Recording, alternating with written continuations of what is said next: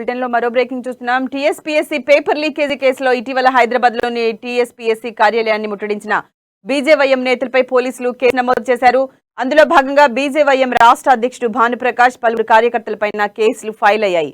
అంతకుముందు paper leak పై sitting జడ్జితో విచారణ జరిపించాలని డిమాండ్ చేస్తూ బీజేవైఎం నేతలు కార్యకర్తలతో కలిసి ఆందోళన చేశారు. ఈ ఘటనలో ఆందోళన చేస్తున్న నేతలను పోలీసులు అరెస్ట్ చేశారు. 3-4 పోలీస్ స్టేషన్లు తిప్పి పోలీసులు ఈ రోజు కేసు నమోదు చేయడంపై తీవ్ర విమర్శలు వెల్లువెత్తుతున్నాయి. ఈ నేపథ్యంలో యువమోర్చా రాష్ట్ర అధ్యక్షుడు భానుప్రకాష్ యువమోర్చా నాయకులపై ఐపీసీ సెక్షన్ 3, 4, 143, 427, 448, 353తో పాటు 149 సెక్షన్ల కింద కేసు నమోదైంది.